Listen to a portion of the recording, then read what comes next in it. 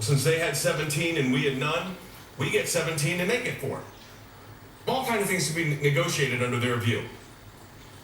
But this is brought to you by the managers who have an overwhelming case that they proved over and over again. That's what they say. They proved it, it's overwhelming, it's incredible, we were able to put it together in a record amount of time. And now we want you, the United States Senate, to start calling witnesses for our overwhelmingly proved case. I would just lay this down if we're negotiating. Why don't we just go to closing arguments, see what this body decides? But I respect the process. The process is we have 2 days of questioning. Tomorrow there'll be an argument on the motion. There'll be a decision on the motion, and we have to, that's the system that's in place.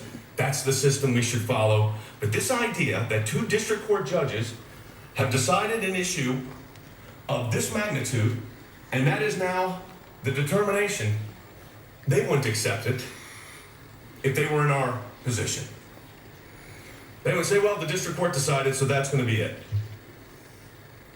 So I think when we have to look at what's really at stake, these are really significant issues. These are serious. I mean, the idea that executive privilege should just be waived or doesn't exist, that in your view absolute immunity can't possibly exist, it's only been utilized for administrations for 50 years or more.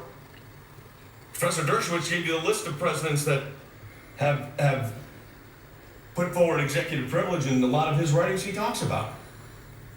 But to say tonight, we're just going to, we'll just cut a deal. We'll do it in a week, we'll get some depositions, and that'll make everyone happy. Doesn't make the Constitution happy. Thank you. Thank you, counsel. Mr. Chief Justice. The senator from Ohio. I send a question to the desk on behalf of Senators Casey, Klobuchar, Warren, and Wyden for the House managers. Thank you.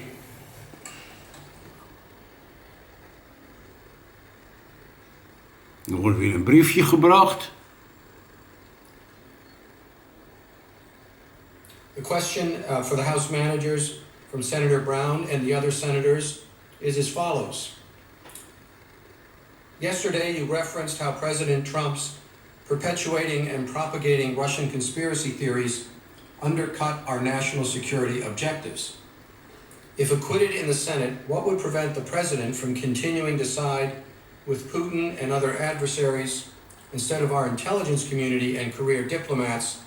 And what are the implications on our national security agenda if such behavior continues unchecked? Boring.